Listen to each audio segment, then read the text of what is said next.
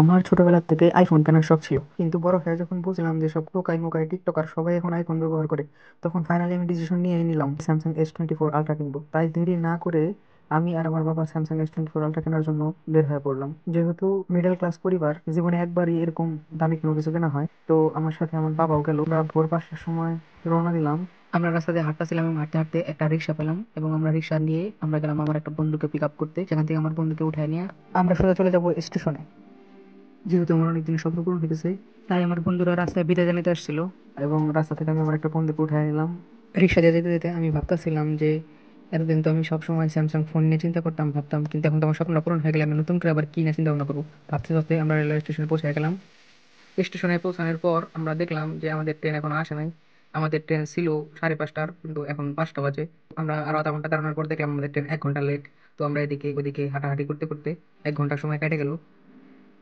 অনেকক্ষণ অপেক্ষা করার পর আমাদের ট্রেন আসলো, এবং আমরা আমাদের বগি খুঁজে পাই করে আমাদের সিটে যেয়ে বসলাম।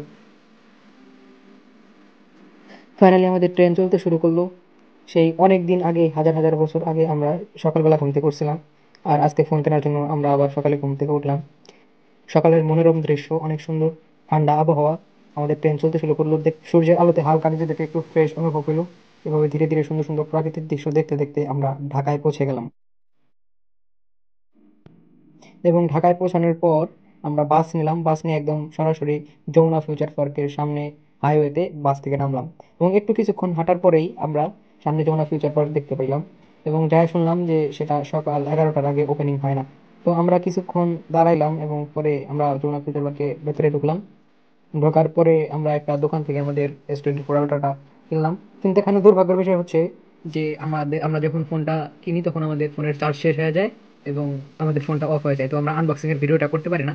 কিন্তু আবার ফোনটা চালু করে আমরা টাকা দেওয়ার সময় ভিডিওগুলো একটু, এতগুলো টাকা দেওয়ার সময় আমার মনটা একটু খারাপ হয়ে গেছিল, আবার একটু ভালো লাগে। তো আমরা বাসায় আসার পরে এখন একটা ফেক আনবক্সিং করব। ফেক আনবক্সিং এর জন্য আমাদের সবার আগে প্রয়োজন হচ্ছে বক্সটি খোলা। তো এই যে বক্সটি খোলার পরে আমরা ফোনটা পাই গেলাম হাতে, এবং উপরের র্যাপটা ছাড়াইলাম। আসলে যখন দোকানের র্যাপটা ছাড়াইছিলাম তখন অনেক বেশি সুন্দর একটা ফিল পাইছিলাম। তবুও ফেক আনবক্সিং এ ফেক রিভিউ সুন্দর, একটা অন্যরকম ভাব। যাই হোক, এটা আপনাদেরকে দেখানোর জন্য শুধুমাত্র খুললাম। এটার যে একটা ফিল, এটা অন্যরকম। আমার কাবার টাবার সবকিছু লাগানো। তো সিম এজেক্টর টুল মনে হয় এখনো বের করি নাই, তো আপনাদেরকে দেখাই দিই। কেবল বের করা হয়ে গেছে, কেবল থেকে আমি চার্জ টার্জ দিয়েছি। তো এখন এই যে আমাদের সিম এজেক্টর টুল, এটা ছাড়া আনবক্সিং করার মতো আমার আর কিছুই নাই। এটাই একমাত্র আনবক্সিং যেটা নতুনভাবে করা হলো। তো ফাইনালি আমার স্যামসাং S24 Ultra, এই যে। তো আপনারা বলেন, এই ফোনটা তো কেনা হয়ে গেল, স্বপ্ন পূরণ হয়ে গেল, তো এখন আমার কি করা উচিত এই ফোনটা দিয়ে?